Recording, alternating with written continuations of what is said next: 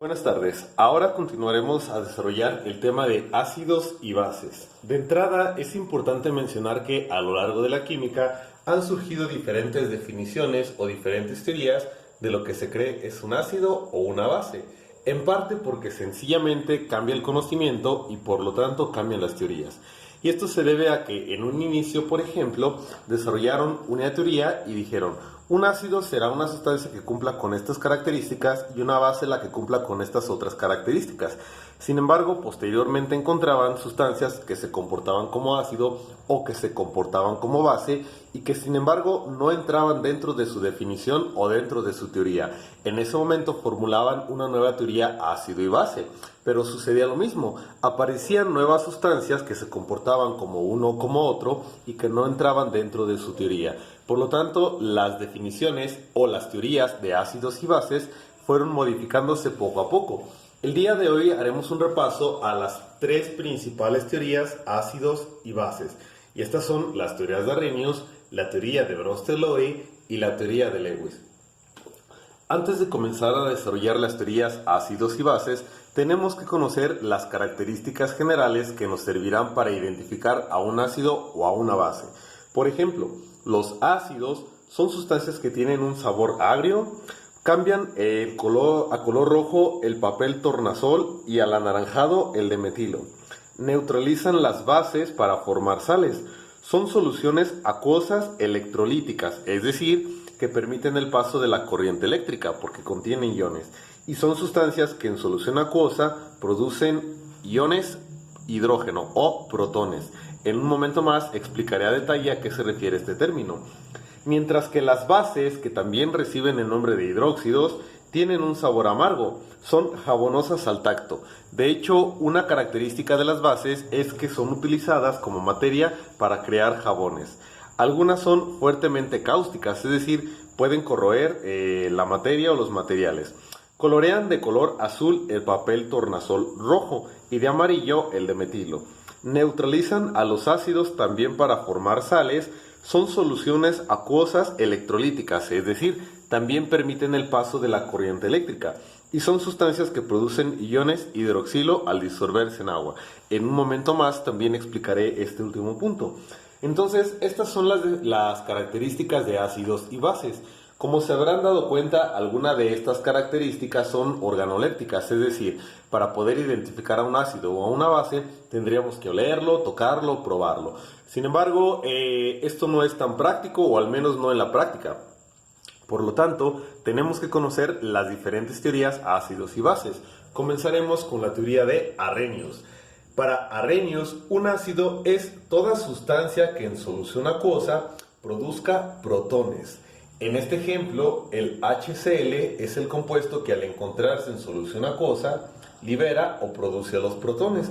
Los protones en una reacción química se representan como un hidrógeno con un superíndice 0, ya que al analizar las partículas subatómicas encontraríamos que en esta solamente hay un protón, por eso así se representan los protones. Hay otra forma de representar a los protones y esa es con H3 o más. Esta otra forma viene de la combinación de un protón con una molécula de agua. H2 más H más produce H3 o más. Esta forma o esta molécula recibe el nombre de ion hidronio.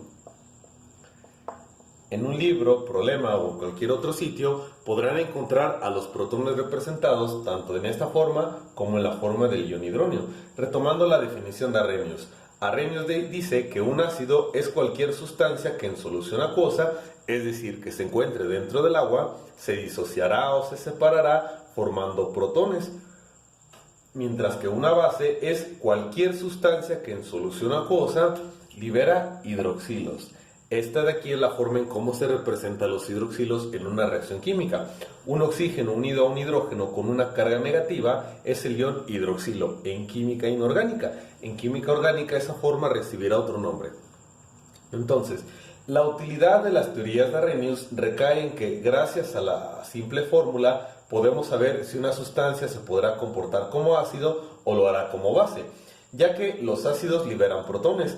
Para que puedan liberar protones, lógicamente la fórmula del ácido debe de contener hidrógenos. Es decir, Todos los ácidos diarreños tendrán hidrógenos al inicio de su fórmula, mientras que una base es la que libera hidroxilos. Para que pueda liberar hidroxilos, la fórmula también los debe de contener, es decir, todas las bases de Arrhenius tendrán hidroxilos al final de su fórmula. Y la teoría de Arrhenius, por lo tanto, se resume en eso. Los ácidos comienzan con hidrógenos y las bases terminan con hidroxilos.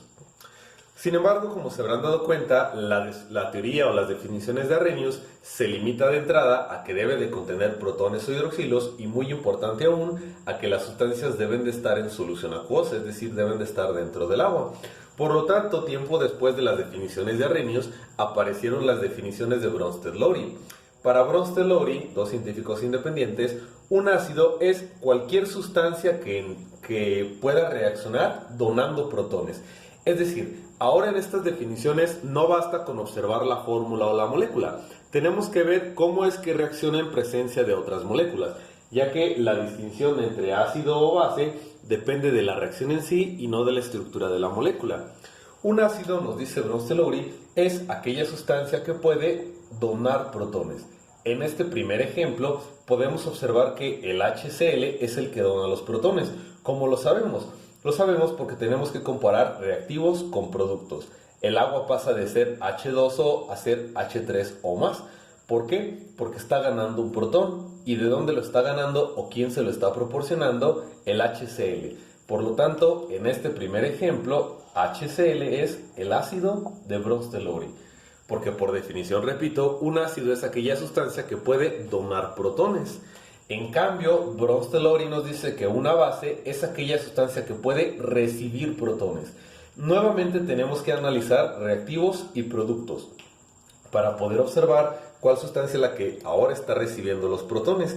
Si analizamos reactivos y productos, podemos observar que el amoníaco pasa de ser NH3 a NH4+. ¿Por qué? Porque está ganando un protón. Entonces, él lo está ganando, él lo está recibiendo. Entonces, acorde a Bronsted-Lowry, una base es la que puede recibir protones.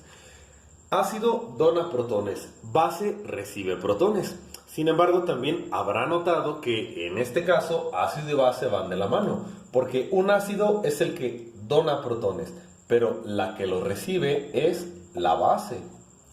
En la parte de abajo sucede algo similar. Base es la que recibe protones, pero quien los dona es el ácido. Pueden ver entonces que efectivamente para Bronsted-Lowry no es suficiente la fórmula, ya que en este caso el agua o el compuesto, la molécula, actúa tanto como base como con ácido, porque no depende enteramente de la estructura o de la fórmula de la molécula, sino de la presencia de las otras sustancias con las cuales se está reaccionando. En estos dos ejemplos, el agua, la misma sustancia, se comporta tanto como base como con ácido. Para poder saber a qué tipo corresponde la molécula, tenemos que comparar, como lo dije hace un momento, reactivos y productos. Más importante aún, con Bronsted-Lowry podemos explicar el concepto de sustancias conjugadas. Las sustancias o los compuestos conjugados son aquellos que aparecen en productos que provienen de un reactivo en particular.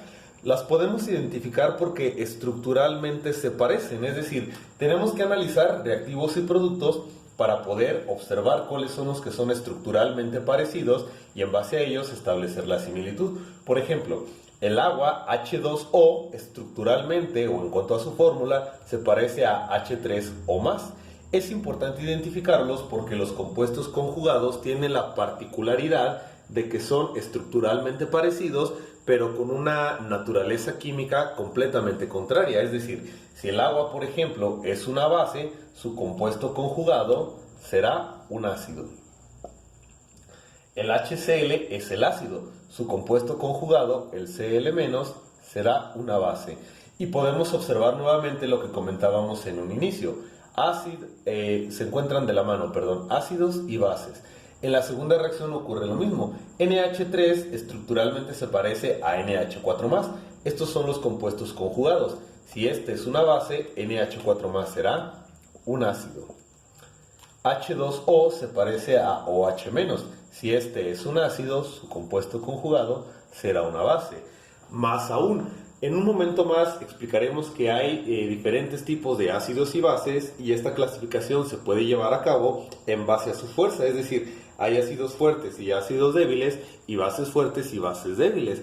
Es importante porque la regla de naturaleza contraria para los compuestos conjugados se cumple aún para estas condiciones. Por ejemplo, si el agua es un ácido débil, su compuesto conjugado será una base fuerte. Si el HCl es un ácido fuerte, su compuesto conjugado será una base débil. Posteriormente a las definiciones de Bronsted-Lowry llegaron las definiciones de Lewis. Para Lewis, un ácido es aquella sustancia que puede recibir un par de electrones. Si analizamos esta molécula, el trifluoruro de boro, podemos observar que cada uno de los flúor tiene completo su octeto. 2, 4, 6 y 8 electrones. Flúor 8 y flúor 8 electrones. Sin embargo, el boro solamente posee 2, 4, 6 electrones de los 8 que requiere para completar el octeto. Por lo tanto, el boro puede recibir un par de electrones y eso lo convierte en el ácido de Lewis. La base, por el contrario, es aquella sustancia que puede donar un par de electrones. Si analizamos la estructura de Lewis del amoníaco, podemos observar que cada hidrógeno tiene 2 electrones y por lo tanto tiene completo su octeto. Sin embargo, el nitrógeno tiene un par de electrones no compartidos que puede donar. Por lo tanto, como los puede donar, él es la base de Lewis. Base dona electrones y ácido recibe electrones. Un par de electrones en específico. Pueden ver entonces que cada vez se fueron generalizando las definiciones de ácidos y bases para poder englobar a una mayor cantidad de sustancias. Arrhenius, por ejemplo, se limitaba a que deben de tener protones o hidroxilos y que deben de estar en solución acuosa. Bronsted-Lowry expande las definiciones ahora dependiendo de con lo que están reaccionando. Y Lewis las expande aún más, ya que nuevamente dependen de la estructura de la molécula, pero en específico de los pares de electrones que pueden donar o que pueden recibir. Por lo tanto, todas las sustancias prácticamente pueden comportarse como ácidos o como bases de Lewis. La mala noticia es que para poder saber si es un ácido o una base de Lewis, tenemos que conocer con anterioridad la estructura de la molécula. La buena noticia es que de estas definiciones, la que mayor uso tendrá para ustedes o la que más van a utilizar será la de Arrhenius, ya que como lo comenté en un inicio, prácticamente con la fórmula podemos saber si es un ácido o una base. Más aún, gracias a la fórmula y a la definición de Arrhenius, podemos comparar diferentes sustancias ácidas y básicas para poder saber cuál de ellas será un ácido o una base más fuerte. Por ejemplo, se nos podría presentar la situación en la cual nos presenten, tres tipos de ácidos diferentes, como ácido fosfórico, ácido nítrico y ácido carbónico. Y se nos pregunte cuál de estos tres ácidos es el ácido más fuerte. Tomémonos unos segundos para que lo puedan razonar e intenten contestar a esta pregunta.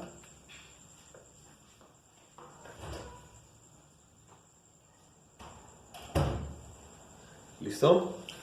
Ok, resulta que guiándonos solo por la fórmula, el ácido más fuerte es el primero de ellos, ya que Arrhenius nos dice que un ácido es aquella sustancia que puede liberar protones y los protones provienen de los hidrógenos de la molécula.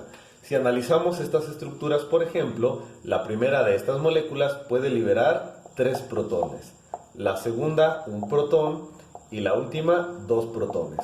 Si un ácido es aquella sustancia que libera protones, lógicamente entre más protones libere será un ácido más fuerte.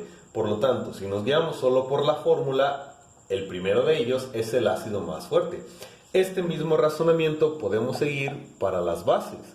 Si analizamos, por ejemplo, el hidróxido de potasio, el hidróxido de cobre o el hidróxido de hierro, podemos saber que de ellas la base más fuerte será la tercera, porque puede producir 3 hidroxilos, la primera solamente 1 y la segunda 2 hidroxilos.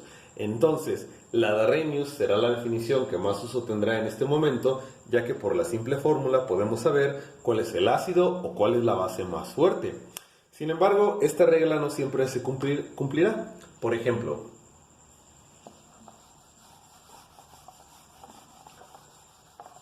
Podríamos preguntar esto mismo: ¿cuál es el ácido más fuerte para los siguientes? Ácido carbónico, ácido sulfúrico. Con solo dos opciones entre el ácido carbónico y el ácido sulfúrico, ¿podríamos saber cuál de las dos es el ácido más fuerte?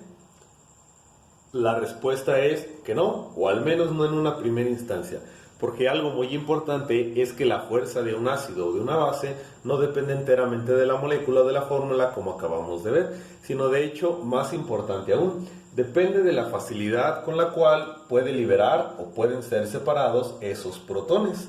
De primera instancia entonces no podemos conocer cuál de los dos es el ácido más fuerte. Necesitamos de un dato adicional o de alguna medida que nos sirva para comparar la fuerza de los ácidos y las bases. Esa medida recibe el nombre de potencial de hidrógeno o pH. Ese es el siguiente subtema.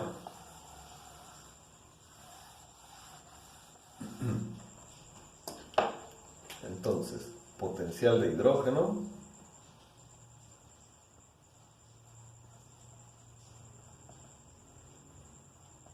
o pH.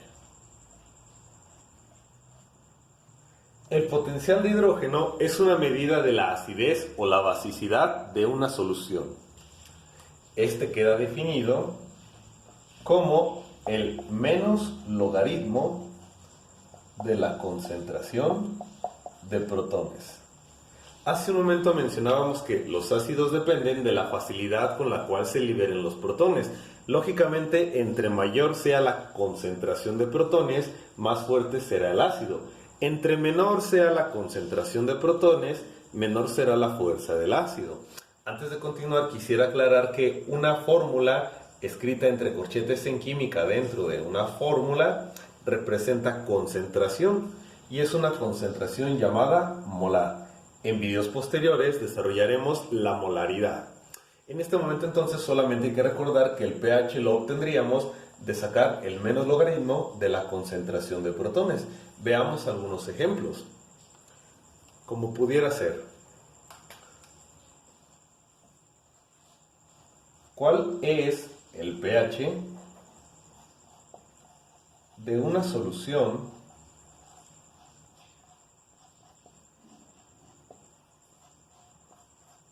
cuya concentración de protones es igual a 1 por 10 a la menos 5 molar?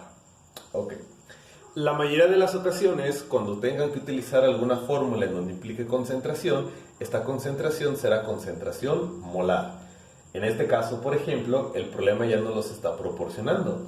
Nuevamente, recordemos que conviene primero escribir los datos para poder resolver el problema. El dato que me está proporcionando es la concentración de protones. 1 por 10 a la menos 5 molar. Y otro dato que me está proporcionando es la interrogante o la incógnita. ¿Cuál es el pH? En base a esto, nosotros con la fórmula sabemos que el pH es igual a menos logaritmo de la concentración de protones. Si sustituimos en la fórmula, tendremos que el pH es igual a menos logaritmo de 1 por 10 a la menos 5 molar. Un pequeño paréntesis. Para poder terminar de resolver este problema tendrían dos alternativas. Una de ellas es desarrollar el logaritmo para poder obtener el resultado, o la segunda es utilizar la calculadora para poder obtenerlo. Ambas son válidas y obviamente depende de la situación. En este momento pasaremos de largo con la calculadora y veremos cómo se resuelve de forma manual. La resolución de los logaritmos depende de las fórmulas y de las leyes, pero lo primero que tenemos que hacer es simplificar la expresión. Esta simplificación nos quedaría como el pH es igual a menos logaritmo 1 por 10 a la menos 5 es lo mismo que 10 a la menos 5, ya que cualquier número multiplicado por la unidad es igual al mismo número. La concentración molar la vamos a omitir puesto que estamos encontrando un valor y no una unidad. Nos queda entonces la expresión como pH igual a menos logaritmo de 10 a la menos 5. Ahora bien, todos los logaritmos tienen algo conocido como base. la base del logaritmo se encuentra escrita en este punto. Si no se encuentra indicada la base, quiere decir que la base es 10. Y entonces, si tratamos de resolver un logaritmo en base 10 que multiplica un exponente en base 10 a través de diversos pasos que no explicaré en este momento porque no es el motivo de la clase, se van a eliminar o serán igual a la unidad por el exponente, que en este caso es menos 5. Por lo tanto, la expresión resultante es menos 5. Menos por menos nos da más 5. Y por lo tanto, el pH es 5. Ese valor ya nos puede servir como guía para conocer la fuerza de los ácidos, ya que para poder compararlo hay que tener en mente la llamada escala de pH. La escala de pH es una regla o una escala propiamente dicha que toma valores desde 0 hasta 14, siendo el 7 el valor intermedio. Las sustancias que tienen un pH estrictamente hablando de 7 son sustancias llamadas neutras, porque no son ni ácidas ni básicas, pero por debajo de 7 y entre más se acerque a 0 son ácidos y ácidos más fuertes. Mientras que por arriba de 7 y entre más se acerque a 14 son bases y bases más fuertes. En este caso, por ejemplo, el pH resultante de la solución fue de 5. Si nosotros ubicamos el valor de 5, se encontraría más o menos en ese punto de la escala de pH. Podemos ver que se encuentra debajo de 7, por lo tanto, ese pH de 5 nos indica que la solución es ácida. Y de la misma forma, si podemos obtener diferentes valores de pH para diferentes ácidos, podemos saber cuál es el ácido más fuerte o más débil. Por ejemplo, retomando la pregunta del inicio, o de hace un momento. Si nosotros tenemos dos ácidos, como ácido carbónico, por ejemplo, cuyo pH será de 4, y otro ácido como el ácido sulfúrico, cuyo pH sea de 6, por ejemplo, podemos observar que el ácido más fuerte será el primero de ellos, ya que el 4 queda en esta posición y el 6 quedará más o menos en esta posición. Como el 4 se encuentra más cercano a 0, el valor de 4 me indica un ácido más fuerte, y el de 6 será un ácido más débil que el anterior. Lo mismo se utiliza para las bases. Una base como el hidróxido de potasio, cuyo valor de pH sea de 10, comparada con otra cuyo valor de pH sea de 9, por ejemplo, me indica que la primera es la base más fuerte. Si las colocamos en la escala, más o menos nos quedaría aquí el valor de 9 y aquí el valor de 10. Entre más se acerque a 14 es una base más fuerte. Espero quede claro. Pueden repetir el video si hubo alguna duda en este punto. ¿Okay? Realicemos un problema más en el caso de los pHs. Por ejemplo, ¿cuál es el pH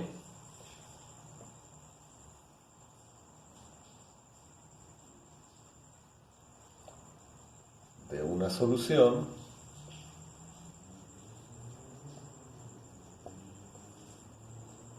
cuya concentración de protones será igual de 1 por 10 a la menos 9 molar?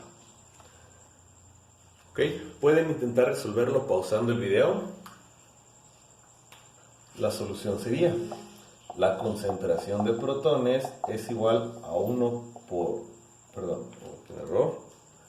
Concentración de protones es igual de 1 a 1 por 10 a la menos 9 molar. Y nos están preguntando cuál es el valor del pH. El valor del pH, acorde a la fórmula, es igual a menos logaritmo de la concentración de protones.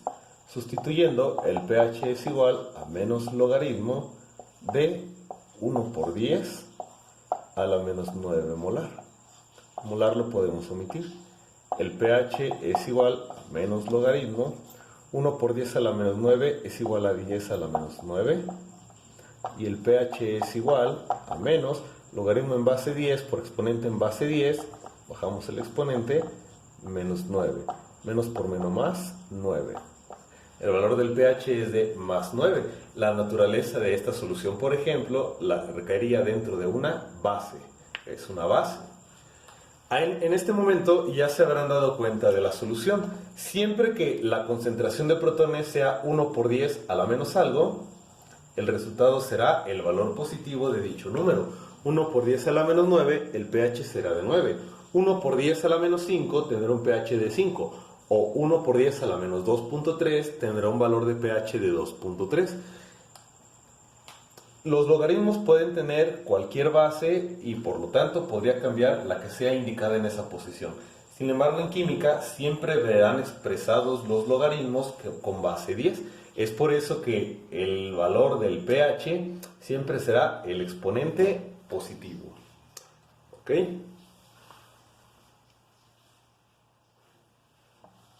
Así como existe el pH y la escala del pH, también existe el pOH o potencial de hidroxilo.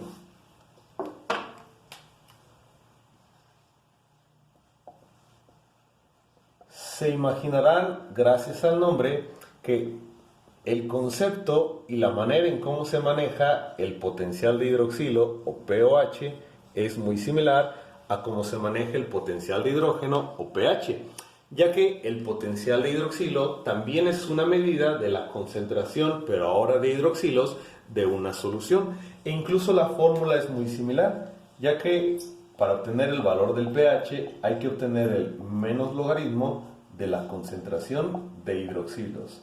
Y de igual forma, como había una escala de pH, también hay una escala de pOH. Esta escala también va de 0 a 14, siendo el 7 un valor intermedio. Nuevamente, las sustancias con un pH estrictamente hablando de 7 serán sustancias neutras. Por abajo de 7 y entre más se acerque a 0, serán bases y bases más fuertes. Ahora es lo contrario. Por arriba de 7 y entre más se acerque a 14, serán ácidos y ácidos más fuertes. Para evitar confusiones, la escala de pOH casi no se utiliza, sino que todas las comparativas se hacen en base a la escala de pH, ya que como pueden ver, ambas escalas tienen el mismo rango, pero la manera de interpretar la naturaleza es diferente. En la escala de pH, abajo de 7 son ácidos y arriba de 7 son bases. Ahora en esta escala, que es la de pOH, es al contrario. Abajo de 7 son bases y arriba de 7 son ácidos. Sin embargo, la menciono porque una regla importante que hay que recordar es que el valor del pH más el valor del pOH deben de sumar en total 14. Y por lo tanto, si conocemos el valor de uno, podemos conocer el valor del otro. Por ejemplo, en el ejercicio anterior supimos que el valor del pH fue de 9 más el pOH sumarán 14. Si en este problema nos piden el valor del pOH, sabemos por un despeje que el pOH será igual a 14 más 9 pasa como menos 9, tendrá un valor de 5. Es decir, nuevamente, la suma del pH más el pOH tendrán un valor de 14.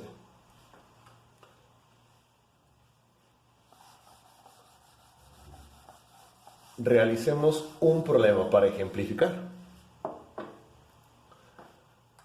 Presten atención al enunciado. La pregunta es, ¿cuál es el pH de una solución cuya concentración de hidroxilos es igual a 1 por 10 a la menos 3 molar? La fórmula nos dice que el valor del pOH, tenemos que encontrar pOH porque el dato que nos proporcionan es la concentración de hidroxilos, es igual a menos logaritmo de 1 por 10 a la menos 3. El pOH será igual a menos logaritmo de 10 a la menos 3. De igual forma, aplica la regla de los logaritmos que mencioné hace un momento. El resultado será el exponente negativo, en este caso más 3. El pOH para esta solución es de 3, pero no nos preguntan pOH, nos preguntan pH. Nosotros sabemos que la suma del pH más el pOH debe de dar un valor de 14. Como en este caso el pOH vale 3, entonces el pH más 3 tendrá un valor de 14.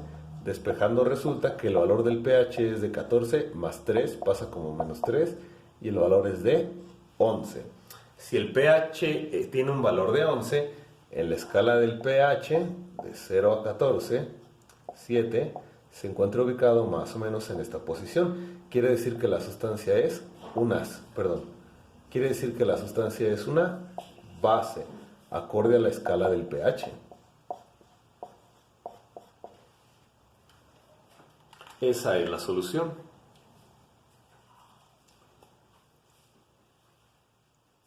También es importante mencionar que no todos los ácidos o bases son iguales. Ya lo comentábamos al inicio. Hay ácidos que podemos llamar ácidos fuertes y bases que podemos llamar bases fuertes o débiles en ambos casos. Aunque la manera de identificarlas es en base al valor del pH, otra forma de identificarlas es en base a la fórmula, ya que los ácidos o bases fuertes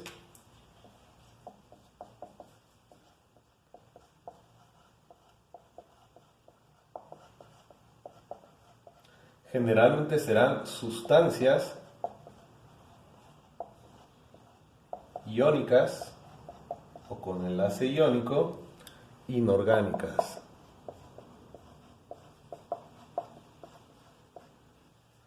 Mientras que los ácidos y bases débiles generalmente serán las sustancias ahora con enlace covalente y generalmente orgánicas. Por ejemplo, entre estos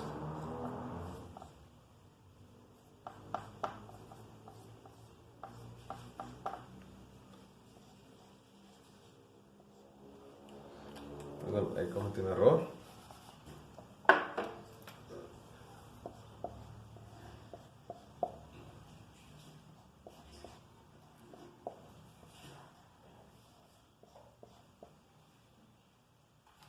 Por ejemplo, entre estos, el primero es un ácido y al ser una sustancia iónica o que tendrá una disociación, es un ácido fuerte. El siguiente también es un ácido, pero ahora hay un enlace covalente y es una sustancia orgánica. Adelantándonos un poco, las que llamaremos sustancias orgánicas son aquellas que están formadas a base de carbono. Este será un ácido débil.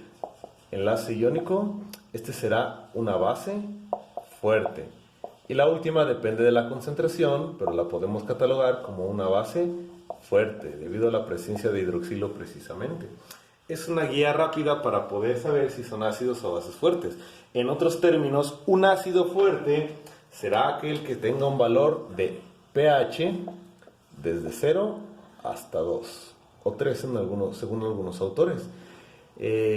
Un ácido débil, por ejemplo, tendrá un pH de mayor de 2 hasta 7, o bueno, menor a 7. Y respectivamente su complementación para las bases. Por último, hay un tipo de reacciones químicas que ya habíamos mencionado precisamente en ese video o en esa clase, que son las reacciones donde intervienen un ácido y una base. Estas reacciones ácido-base también reciben el nombre de reacciones de neutralización.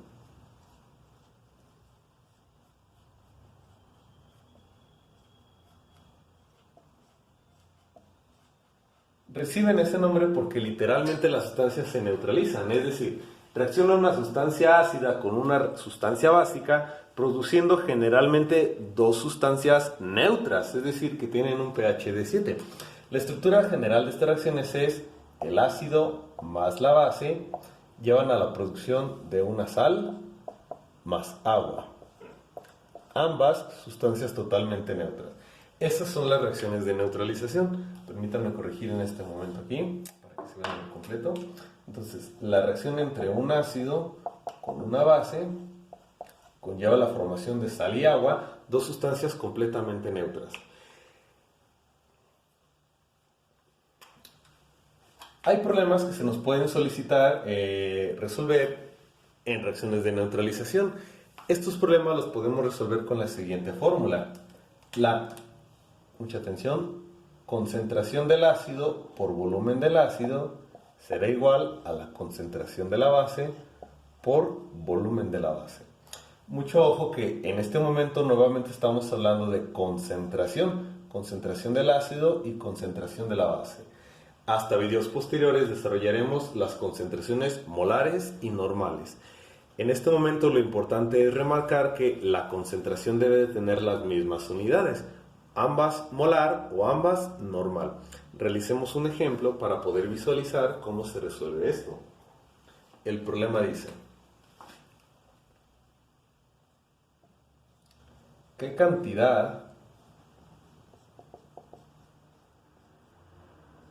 de ácido clorhídrico, perdón, ahí hay un error, qué cantidad de ácido clorhídrico 0.5 molar se requiere para neutralizar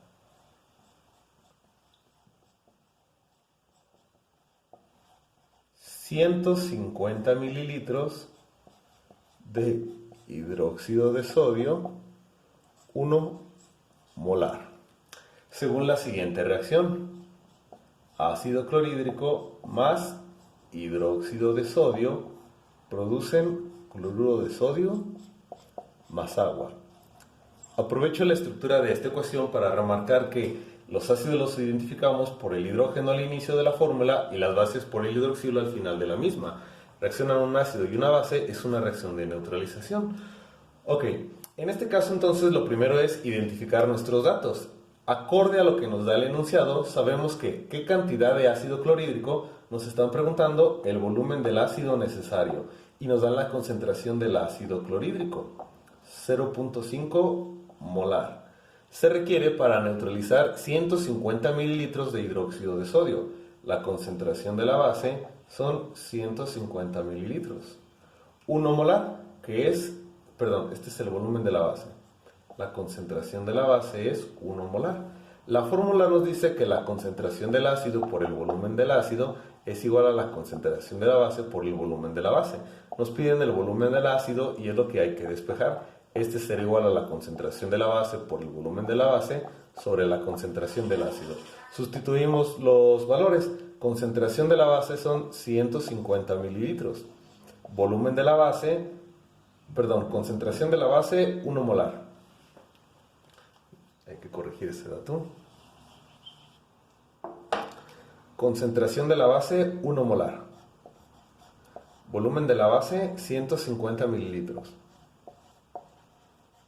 Sobre la concentración del ácido 0.5 molar. Al realizar estas operaciones nos queda 150, se van molar con molar, 150 entre 0.5, si no me equivoco son 300